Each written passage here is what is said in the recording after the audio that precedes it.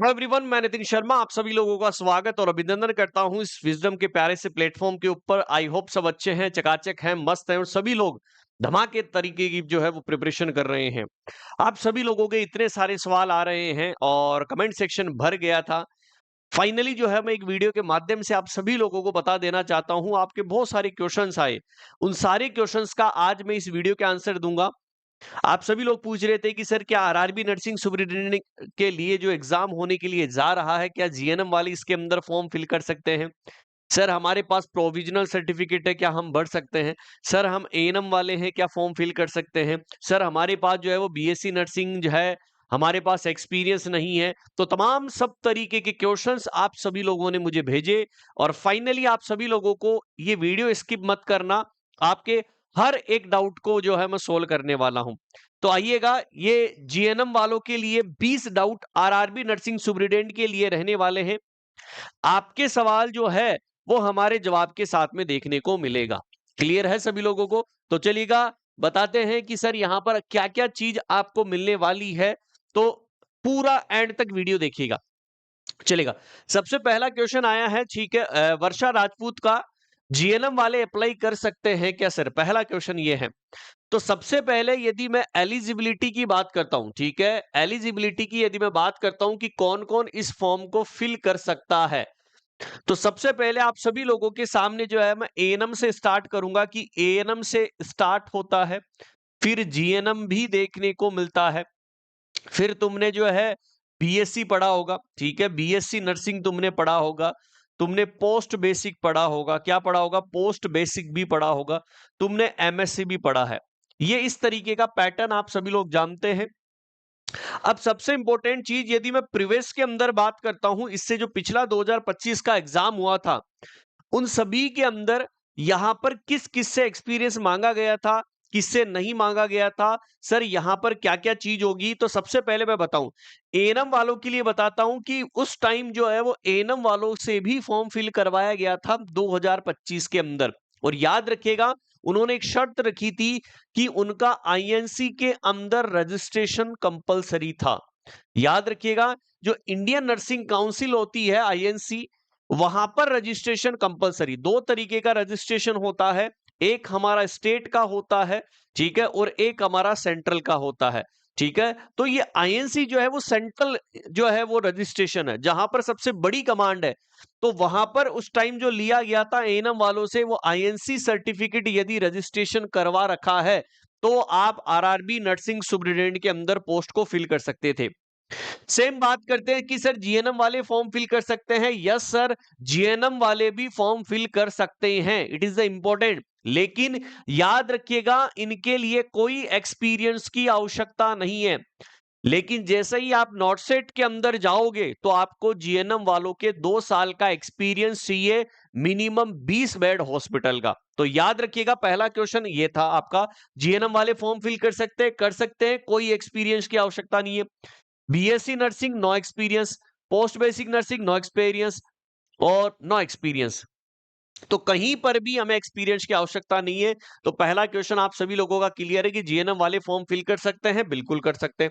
आगे चलता हूं, सभी के कॉमन थे, कुछ लोगों के मैंने इकट्ठे उठा लिए हैं ताकि सभी लोग समझ सके। नेक्स्ट क्वेश्चन जो है पूछा गया है रामू कुमार जी ने, अगर गवर्नमेंट कॉलेज जीएनएम किए हो लेकिन जीएनएम जो है वो आईएनसी नहीं है, तो क्या फॉर्म भर सकते हैं? चलेगा। नॉर्सेट के अंदर जो है वो आईएनसी अप्रूवल मांगने लग गया है, ठीक है, लेकिन आरआरबी नर्सिंग सुपरिटेंडेंट के अंदर कोई भी ऐसा इंफॉर्मेशन नहीं दी गई है कि आपके पास में जो है वो आईएनसी अप्रूव्ड कॉलेज होना चाहिए। उन्होंने ये चीज जरूर बोली थी कि आप किसी भी स्टेट के अंदर यदि आपने रजिस्ट्रेशन करवा रखा है, रजिस्ट्रेशन मतलब जैसे राजस्थान का मैं हूं, तो राजस्थान नर्सिंग काउंसिलिंग के अंदर मैंने फॉर्म जो है वो मेरा रजिस्ट्रेशन है। ऐसे ही आप यूपी के अंदर होंगे, बिहार के अंदर होंगे, उड़ीसा के अंदर होंगे, पंजाब के अंदर होंगे, तो आपकी जो नर्सिंग काउंसलिंग है, किसी भी स्टेट से आप यदि रजिस्ट्रेशन है तो आप इस फॉर्म को फिल कर सकते हैं। याद रखिएगा, अगर गवर्नमेंट कॉलेज आपने करी है जीएनएम, कोई दिक्कत वाली बात नहीं है। आपके पास में उस का रजिस्ट्रेशन होना चाहिए उस स्टेट का जिस स्टेट से आपने नर्सिंग करी है। तो ये क्वेश्चन भी आपका सोल्व हो चुका है, बिल्कुल आप फॉर्म को फिल कर सकते हैं। Next question, state nursing counselling वाले के लिए है क्या? नहीं, प्लीज टेल अस। ठीक है, डांस विद जो है वो प्रीहुल ने पूछा है कि सर जो हमारा स्टेट नर्सिंग काउंसलिंग के अंदर जो है हमारा रजिस्ट्रेशन है, आईएनसी के अंदर नहीं है। बिल्कुल आप इस फॉर्म को फिल कर सकते हैं, आपके लिए कोई ऐसी पाबंदी नहीं है, क्योंकि प्रीवियस के अंदर भरवाया गया था फॉर्म। अभी किसी का एक दो डाउट और थे मेरे दिमाग के अंदर चल रहे हैं, मैं उसको भी क्लियर करता हुआ चलूंगा। बहुत सारे बच्चे जो है वो ये भी बोलते हैं कि सर जो फॉर्म फिल किया जा रहा है, हमारे पास में जीएनएम हमने कर रखा था, और जीएनएम हमने, देखो उस टाइम जब फॉर्म फिल किया गया था तो सर 12th के अंदर जो है वो हमारे पास आर्ट्स होती है। ऑब्वियसली बात है कि जीएनएम जिसने किया है तो वो आर्ट्स का स्टूडेंट होता है, या कॉमर्स का, या नॉन जो है वो साइंस का स्टूडेंट है। लेकिन जब 2025 के अंदर फॉर्म फिल हो रहा था तो उनके पास दो ऑप्शन थे। ठीक है, एक 10th का था और एक 12th का जो है उन्होंने क्या मांगा था, सर्टिफिकेट मांगा था। ठीक है, और एक आपका जो है वो नर्सिंग का मांगा था। अब जब आपने 10th का तो अपलोड कर दिया, चलो 10th तो सबने समान करी, लेकिन यहां पर 12th के अंदर जो है वो चेंजेज आ जाता है, क्योंकि साइंस वाले जो है वो बीएससी नर्सिंग के अंदर चले गए, लेकिन आर्ट्स वाले के पास में जो है वो नहीं है, पीसीबी नहीं है। तो वहां पर इस कॉलम को जो है छोड़ा गया था उस टाइम। ठीक है, जो आर्ट्स के जीएनएम के स्टूडेंट थे उस टाइम उन्होंने इस कॉलम को छोड़ दिया था। ठीक है, और फिर 10th का भर दिया था, और नर्सिंग की जो है वो एजुकेशन क्वालिफिकेशन आपने 3 साल की मार्कशीट के लिए जो अपलोड किया था, और वो वाला फॉर्म जो है वो वहां पर कॉलम जो है वो स्किप किया था। तो ये चीज भी आपको याद रखनी है। आगे जब आप फॉर्म फिल करेंगे, जब जैसे आने वाला है, ठीक है, तो उस टाइम आपको मैं और गाइड कर दूंगा। फिर भी यदि कोई समस्या होगी तो आप कमेंट सेक्शन के अंदर जरूर करिएगा। तो मैंने इनका जो है वो किसी भी स्टेट से भर सकते हैं। सर स्टेट नर्सिंग काउंसलिंग से रजिस्टर्ड है क्या, मैं फॉर्म भर सकती हूँ? बिल्कुल, आप हर एक स्टेट वाला, all state candidate apply, all state जो है वो कैंडिडेट्स क्या हैं, अप्लाई कर सकते हैं। बिल्कुल धमाकेदार तरीके से कर सकते हैं, कोई दिक्कत वाली बात नहीं है।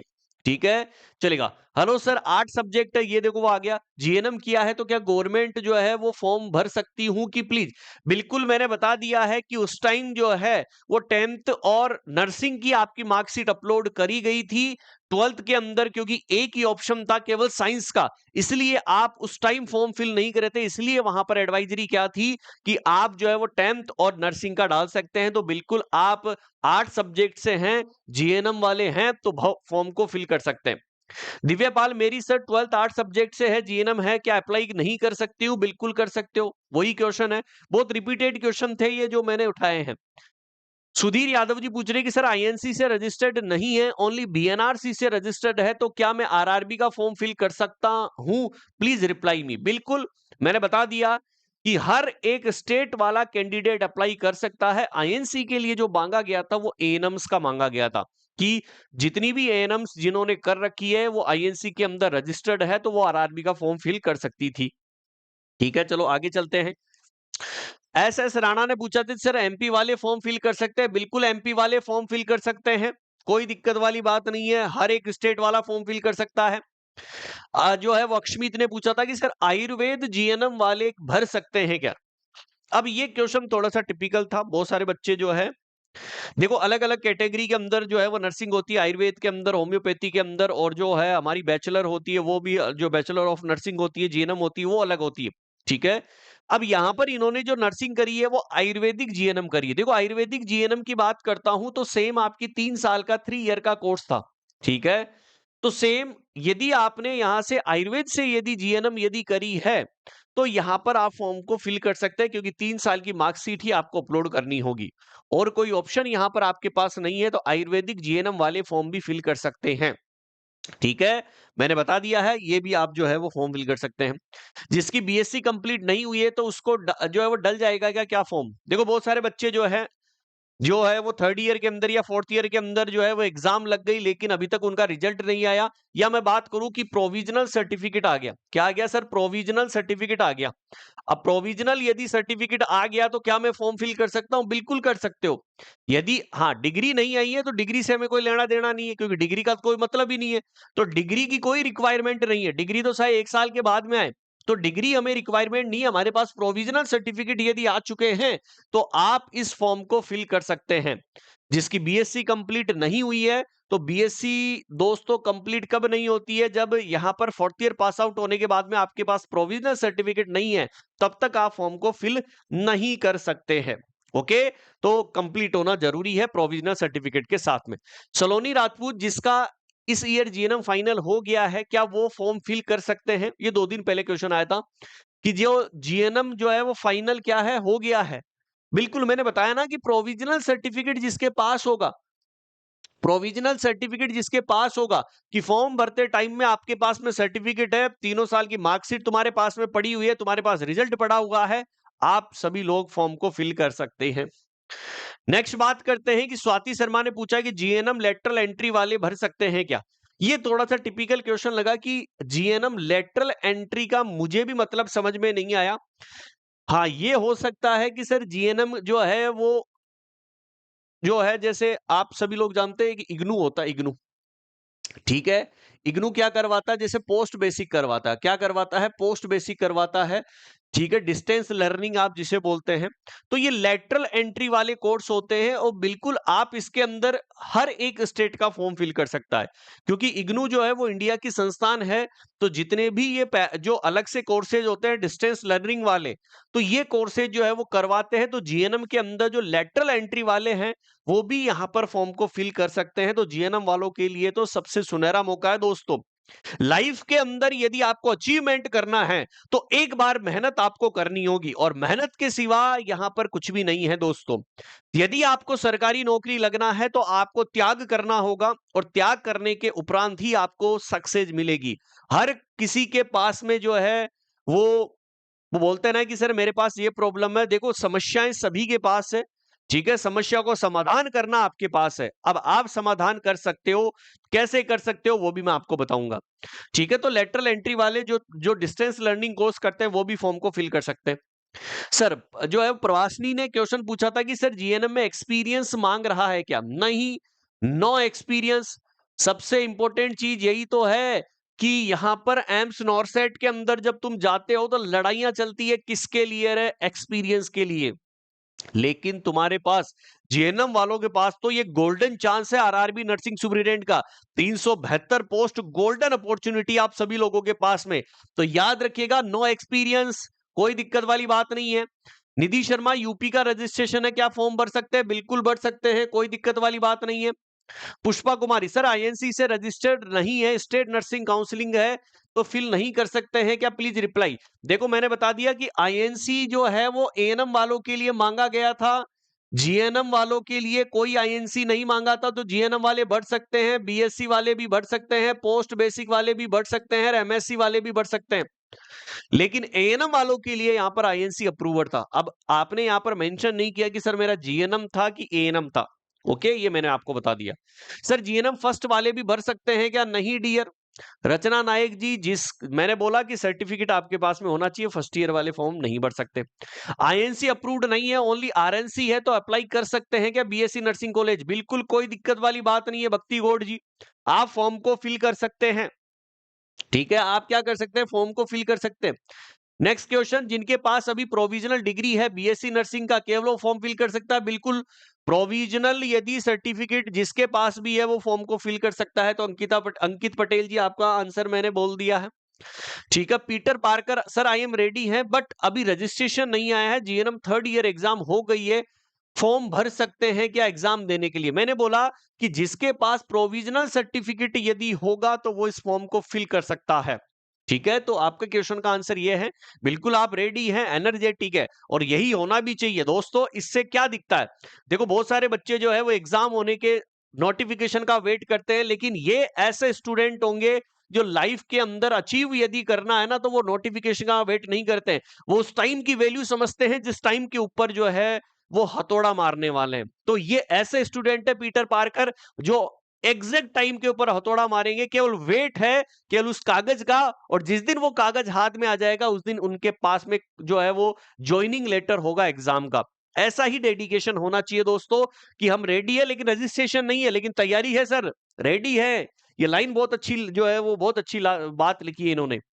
अमीषा सर, जीएनएम वाले without 2 year experience form apply कर सकते हैं या नहीं? बिल्कुल फॉर्म फिल कर सकते हैं।